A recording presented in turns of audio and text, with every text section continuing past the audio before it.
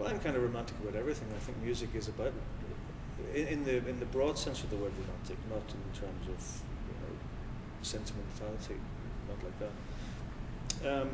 Music is about love of life and about humanity, and so whether it's in a Mozart piano concerto or in a Brahms concerto it's not important. Of course, you must be stylistically interesting and correct, but at the same time it should come from the heart, and the greatest performers are the ones. I don't have a favourite composer. I heard someone say once, and I would say the same thing, my favourite composer is the one I'm playing on that night. I don't really I resonate to great music.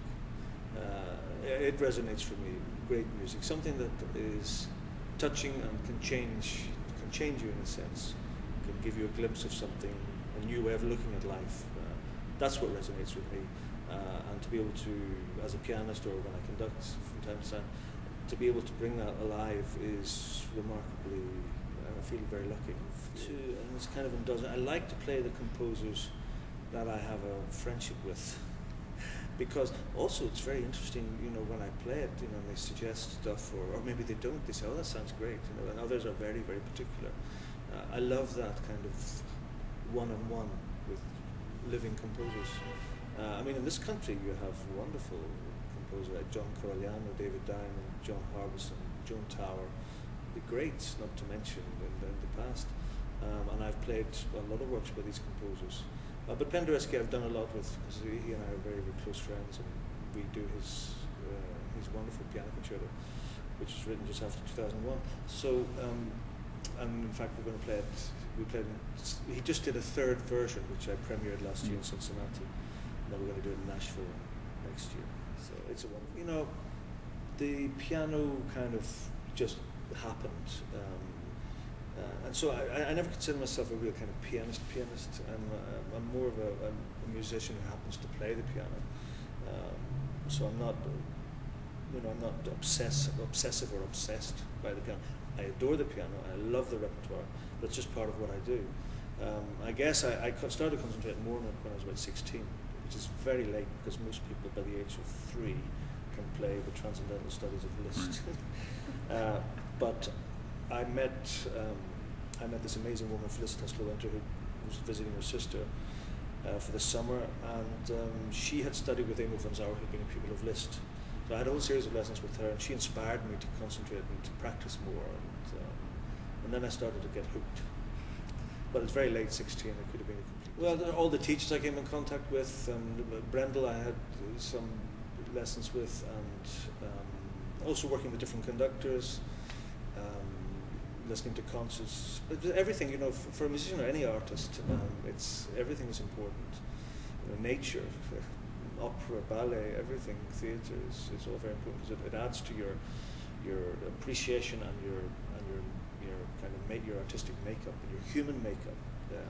It all adds, which you need to draw on. And the artists who are narrow-minded are not really artists. They should embrace all the different art forms because they can learn so much about it. I wasn't aware of Barenboim's orchestra at the time. When I founded this in 1999, and what I wanted to do was, first of all, I think music is a great healer and it can bring people together. I couldn't understand why we didn't have an all-Ireland orchestra. It seems silly. We have so many wonderfully gifted musicians and a lot of new talent coming out all the time. So it's predominantly young musicians in their early to late 20s. But we have a lot of experienced Irish musicians as well in it. And it's a good mix. It's not a youth orchestra.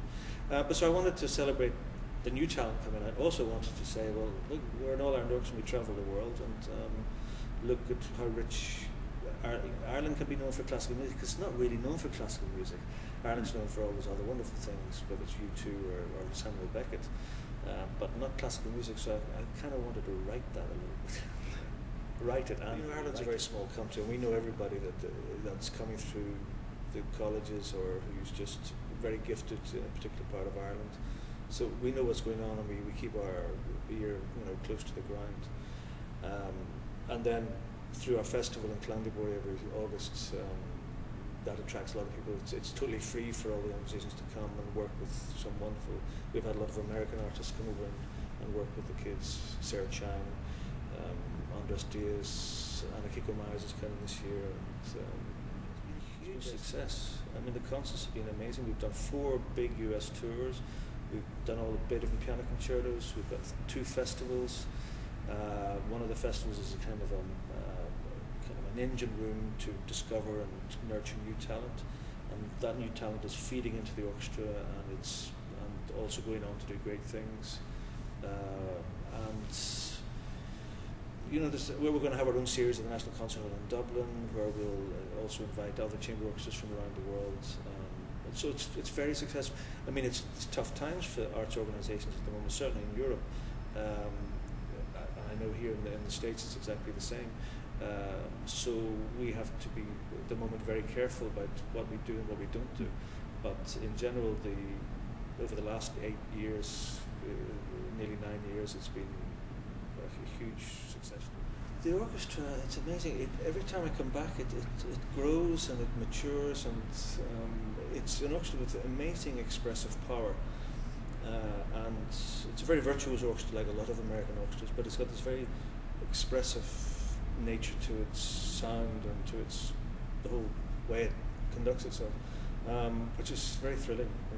Strauss is a very early work, but when I was talking to Jerry Schwartz, the music director, about this, and we both agree that there's in microcosm form you can see all of his later works, the Don Juan, Also sprach Zarathustra, the Metamorphosen for strings, are all there kind of these little glimpses of what's going to come. Rather like in Beethoven's early works, you could see the fire and the development and the boldness of his later works in these early works.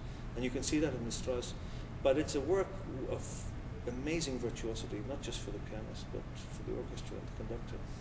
And so it's a very exciting, very brilliant piece. It's a very, very touching piece. You could liken it to a kind of Heldenleben, where the hero goes through these transformations. You know, also maybe like Don Juan, where there's a big romantic sweep to it. There's a love affair maybe, and at the end it all peters out, and you can actually hear the heartbeat, rather like at the end of Don Juan with this pizzicato and the strings. It also ends with a pizzicato and the strings, and that's the last kind of heartbeat. So I love that it's looking forward to the future of Strauss. The Liszt is also a fantastic piece, because Liszt developed this. Well, he was inspired kind of by Schubert, who did this in the Wonder of Fantasy for piano, with this kind of way of putting all the themes together, and that they recur in different forms throughout the piece, throughout the 4. I mean, there are 4 kind of distinct sections, but it's really only one movement, because he's managed to bind all of this together, so you have one incredibly unified and concise and homogeneous form. And this was revolutionary at the time, and his use of the piano, of course, in the orchestra, it's very brilliant. But it's very touching as well how he writes, especially in the second movement, and he's got the humoristic, the martial quality, the Marziali in the last movement. So all of these things, very rich tapestry of music, and it's a lot of fun to play. It's a lot of difficult passages in it. Yeah, I mean, in a sense, everything is very difficult to pull off, even if it is a piece with very few notes, like a Mozart piano concerto.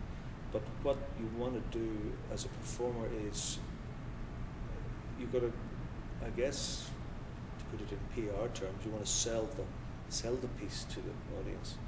You want to show how much passion and love you have for this piece, because it's so amazing, it's going to change their lives.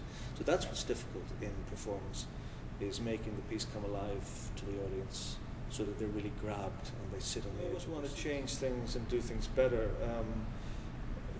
Performances evolve over the years, and they evolve over a week. If you have multiple performances, of course they evolve.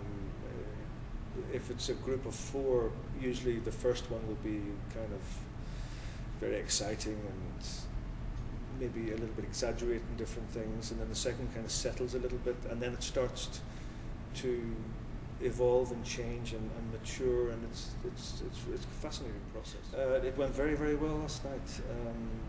These are tough pieces, and the orchestra did a fantastic job. Jerry Schwartz is an absolute genius guy, and I was very, very happy with the audience reaction.